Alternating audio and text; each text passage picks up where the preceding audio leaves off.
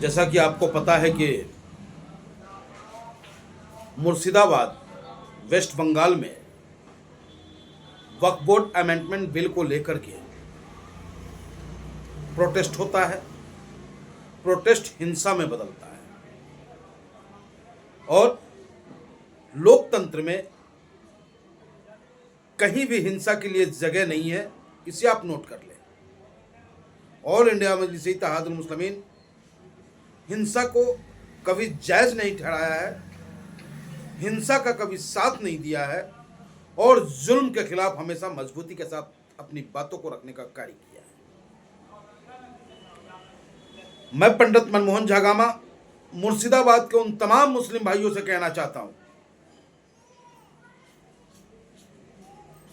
जो भी उसमें रहे हों या नहीं रहे हों, और सिर्फ मुर्शिदाबाद ही नहीं, हिंदुस्तान के तमाम क्षेत्रों के मुसलमान भाइयों से मैं अपील करता हूं।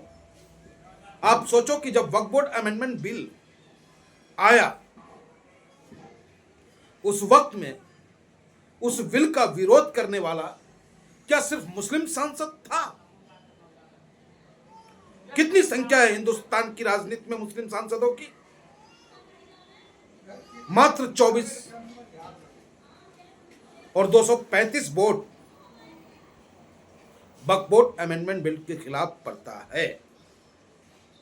तो यह साबित करता है कि हिंदुस्तान का हिंदू और मुसलमान एक साथ रहना पसंद करता है।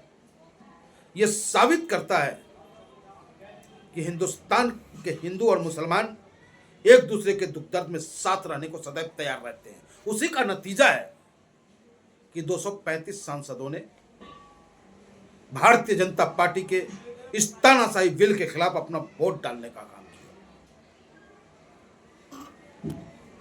अपना वोट डालने का काम किया।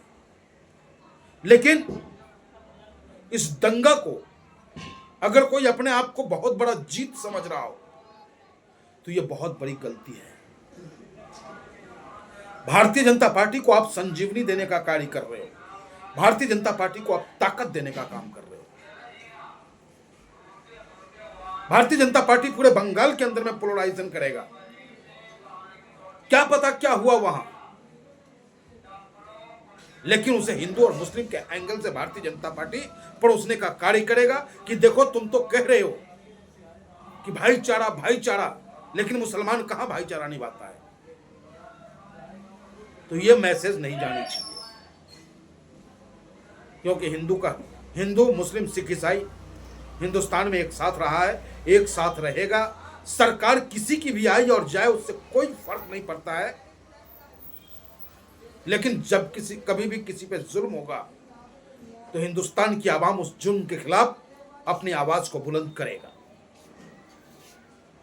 तो मेरी अपील है आप तमाम मुर्शिदाबाद के नौजवानों से कि कहीं भी हिंसा का सहारा अपना ले। वो पड़ोसी आपका हिंदू आपका भाई है। और बंगाल के उन तमाम हिंदू भाइयों से भी मैं कहना चाहूंगा जो भारतीय जनता पार्टी के बहकावे में आकर के आक्रोशित होते हैं, यह खूबसूरती हमारे हिंदुस्तान की नहीं है। भारतीय जनता पार्टी तो चाहती ही है, और वेस्ट बंगाल में चुनाव है, और आपके इस हिंसक आंदोलन से पूरे हिंदुस्तान में इसका प्रभाव पड़ेगा। उसका सहारा लेगी अमित शाह की पुलिस। जहां जहां भी भारतीय जनता पार्टी की सरकार होगी, विपक्षी पार्टियों को कुचलने का काम पुलिस के द्वारा करेंगे। ये लोग आंदोलन नहीं करने देंगे हमें। ये माननीय न्यायालय में विचाराधीन है मामला, देखते हैं आज आने वाला भी है रिपोर्ट। और लोकतांत्रिक प्रक्रिया के तहत हम वक्फ बोर्ड अमेंडमेंट बिल का विरोध करते रहेंगे जब तक कि वक्फ बोर्ड अमेंडमेंट बिल वापस नहीं ले लेती है सरकार। लेकिन हिंसा नहीं, हिंसा बिल्कुल भी बर्दाश्त नहीं किया जाएगा। और आप हिंसा करके